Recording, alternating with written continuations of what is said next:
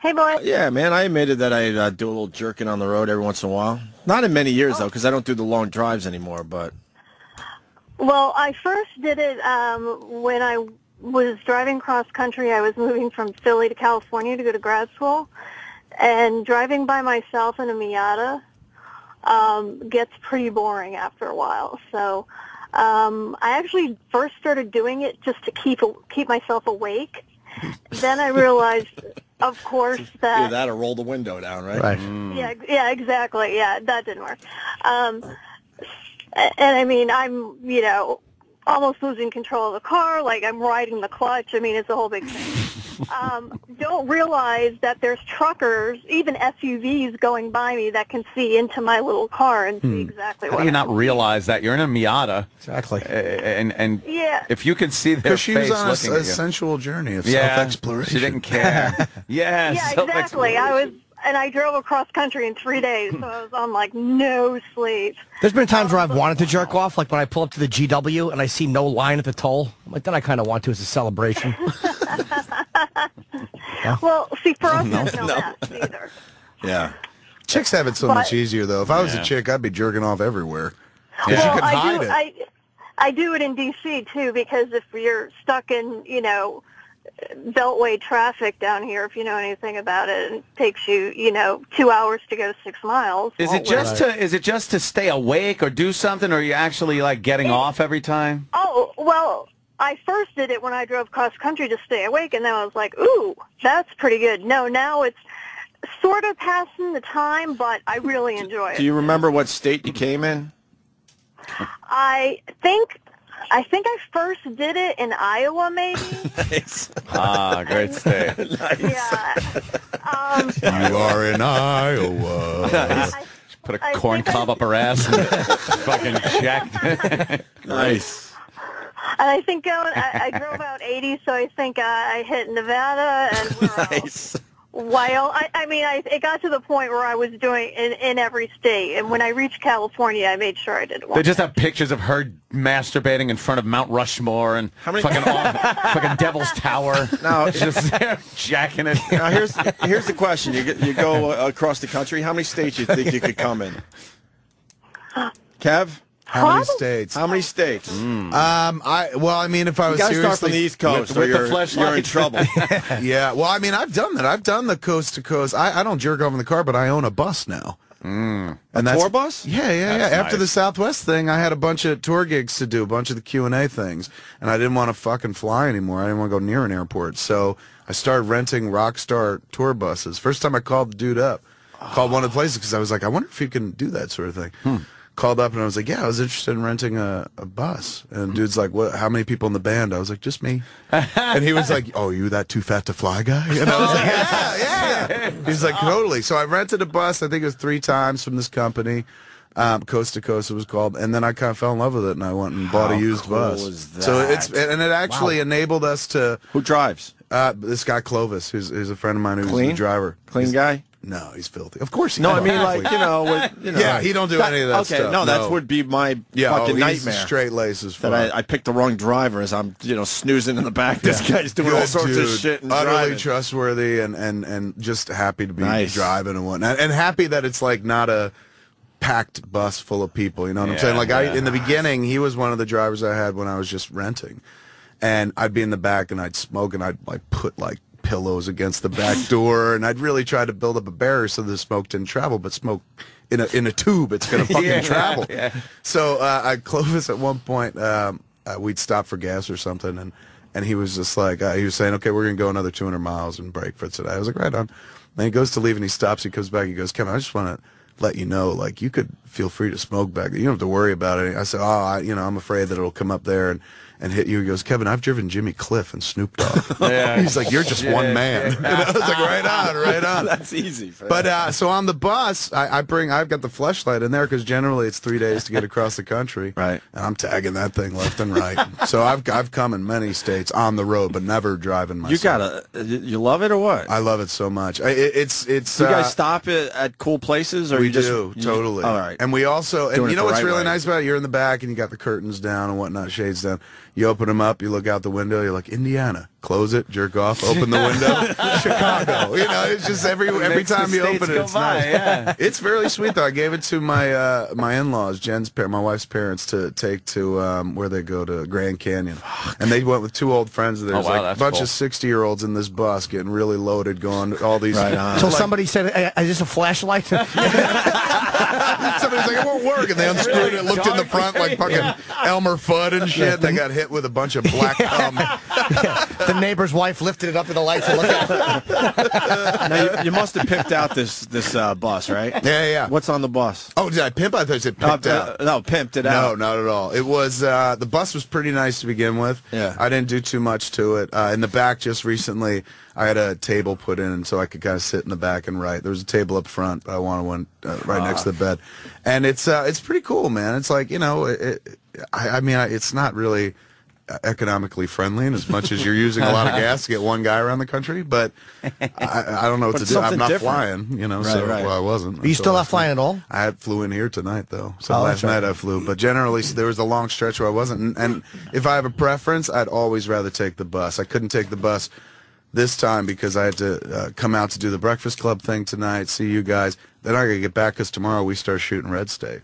Oh, right on. Yeah, it's pretty fucking tight schedule. Could you imagine you had to fucking fly if you went and the first time back into a plane they gave you shit? I was on. Like, Nobody gave me shit, but I was on an Air Canada flight, and my wife was with me, and it was we'd just come off this cruise, and it was kind of the first time I was going to fly, and in order to get to where I had to go, I didn't have enough time to do the drive thing, so I had to go all right, I'll concede to the flight. We get on this flight, dude. I literally sit down, and the guy next to me goes, "Hey, they gonna throw you off this plane?" And Jen's just like, "I'll switch seats with you." Yeah, thanks. Yeah, great. That guy. But generally, it's been fine. But yeah, in the airport now, people double take. They're like, "You're not supposed to be here. You're too fat for here." Oh, fuck. It's like, no, I don't want to be known as that guy. I'll take it. I'm all right with it. Yeah, in the week that it happened, I was so fucking like, oh, how does one live after this? But 3 days later, man, what's his name? Tiger Woods came out and was like, "I'm so sorry," and suddenly nobody gave a shit. Right. Wow, I didn't even realize that was same then. time. I'll always owe that dude a debt of gratitude. It was Yeah. 3 bad days, and then all of a sudden, everyone was on to him. I was like, "Yeah, isn't that horrible what he did?" Look at him casting those stones. Exactly. But the bus is cool. You guys are I'm serious. If you guys want to use it, let me know.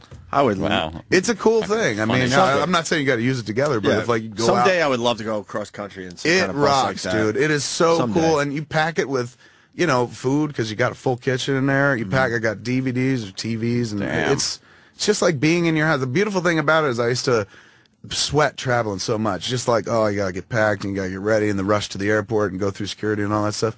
Thing just pulls up to my house. I just kind of throw my bags in and we go. So I leave the house whatever I was wearing. Right. Pajamas, robe, just get on the bus, continue doing the same thing. Do you ever look at the clock, though, like 8 hours later and go, fuck, I would have been there? Never. Oh, it doesn't bother you? Oh, God. No, because I got weed, Jimmy. What do I care about getting there? Time is inconsequential. Totally. It creates time and whatnot. Yeah, you do a little chilling. Yeah. It's nice. It really does let you kind of think, it just be alone. Like, really, generally speaking, I'm by myself on the bus, so it gives me time to just kind of sit there and think, write, do a bunch of stuff. But it also creates possibilities. Like, because of the bus, I started taking the podcast, the Smodcast show, out into the world and doing it live, because I was like, I got this bus, man. Like, that's what people do with a bus.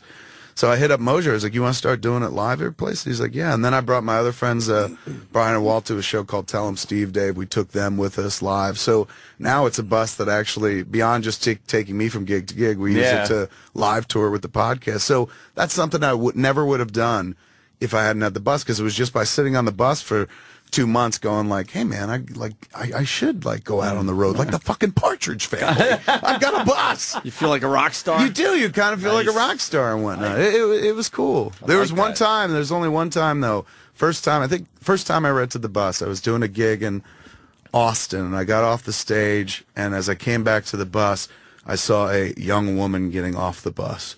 And I was so wigged out by that, because that ain't my fucking thing at all. Shit. And one of the drivers was just like, yeah, man, she was talking about blowjobs. And I was just like, dude, that's why you don't let her on the bus. If that's the case, I'm married, you're married. Well, you fucking letting somebody on? I was weird. But generally speaking, People leave you alone. That's nothing but trouble. Yeah. You got a fleshlight. You don't need that. Yeah, I was like, I don't need you. I got rubber. Fleshlight. I got inanimate rubber and a wife. I can't wait to see the next version of Fleshlight come out on the box. It'll just be as endorsed by Kevin Smith. They were cool. They jumped on, what was it, about 6 months ago or more?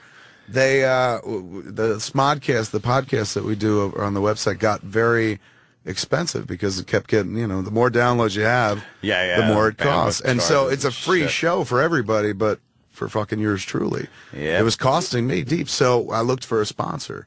And finding a sponsor for the shit that we talk about isn't very easy, as you guys are well aware. Yeah. So I reached out to Fleshlight because they had sent me an email after Zach and Miri Make a Porno, and they're like, it was so funny that you shouted us out. We would love to do a Zach and Miri Fleshlight. Nothing ever came of it because the YNC company didn't really pursue it. But I remember the email, and I hit them up, and I'm like, do you guys want to sponsor the podcast? And they were like, okay. And it was such unfamiliar terrain. Like, at that time, I really thought, like, I'm breaking new grounds. Nobody's doing it. It's the same as radio. Yeah. Like, basically, just recently with, like, now after about 6 months, more advertisers are starting to come in. We were holding them at bay, and we were just like, let's not do it. But now it's happening. And at that point, you start looking at it like, oh, it used to just be us sitting around talking. Now it's a business kind of thing. Yeah. But the sponsor end of it, to me, is still, it blows my mind. Whenever I see somebody who's like, yeah, we'll give you some money to say something nice about it. And Fleshlight, I could get behind, literally. I could get behind it. It's a product that I can kind of like, yeah, I like this. I don't think I could just kind of be like, sell anything, but that I could totally speak passionately about. The Fleshlight demonstration video is hilarious. Oh, they're showing how to clean it? Yes, look at the, in a bowl. Who cleans it with a bowl? Of water. They got to show you the real way, which is like you take it to the sink, put one end of the sink through one end, and that's it. I hope. Now, how do you clean the end of the sink, though? That's not my problem. It's his sink. You don't care. Yeah, totally. I'm not a kid anymore. It's not like I take drinks out of the sink or anything like that. And anybody that does, they shouldn't be, and that's their punishment. Oh, man. Hey, we should announce the Smodcast thing because you were just talking about it. And yes. We're excited, and we're hoping that we'll be here. I mean, Kevin Smith's Smodcast will be on this fine channel. On the virus. Yes. Yeah, they finally made a deal with Kevin. We've been asking for this for I don't even know how long, but they finally worked it out. Since it was just XM. Yeah, exactly. Well, that's what happened. It was we used to run them on the virus. Yep. Right. And then they were going to make something a little more official, and then everything went quiet because they started talking merging and merger. all that. So finally, they picked it up a month and change ago. Somebody was just like, hey, can we run them here? And yeah, we're so happy about this. The Smodcast debuts on the Virus this Saturday, yes, okay, with an original Virus-exclusive episode of the show, which is very cool. Then we're doing a marathon. Smodcast Marathon will air Sunday from 7 a.m. to midnight, featuring the new show plus episodes from the archives. The archive shows are just amazing. A lot of our fans haven't heard them. So we're up to, I think, 134 episodes. Like all totaled, we have 200 different podcasts. On how long are they each? About an hour. About 15 minutes to an hour, sometimes a little bit longer. Why do 4.5 hours of radio? I'm telling you, dude, that's the thing. Like people talk about it, going like, "Oh, it's so clever." I'm like, you know what? It's no different than what those fucking dudes do every morning on the radio for 4 hours, 5 days a week. We do 1 hour a week. That's awesome. Hours, pretty sweet. And then we got the Smodcast airing regularly on the Virus Saturdays at 1 p.m. and Sundays at 5. And they're going to run, basically what they're doing is running what we run on the site, and then once a month they have one that we just do for them, one exclusive one. And that'll be like, Scott and I recorded one already for him, which is actually really funny. We figured we'd do a reintroduction of sorts, so we wound up kind of doing a truncated history, and it turned into something pretty funny episode. Yep. But after that, it'll be stuff like we'll be pulling from the Smodcastle, like some of the live shows, some of the shows we've done on the road, and some of the other shows that I'm in that Scott's not necessarily in, like Jay and Silent Bob Get Old and Blowhard. And it's cool for us. It's like, it's just one more place to kind of throw the show so it can be heard, and for us that's kind of what it's all about. We couldn't be happier, Kevin. I'm delighted. We're very excited. So there you go. There's the big announcement from Kevin Smith today. Very nice. Me on the virus. Smodcast on the virus. Lots and lots of it. Yeah. Jesus Christ. We Are just you got- guys going to be here? Well, we still Yeah, don't have a that's what we're- contract past When October is that? 1st. Is that when it? This is our This last- October or the No, one this that's one. It's October. Yeah, we're close. Yeah. We're getting there, aren't we? So what happens? They're hashing it out. A lot more Smodcast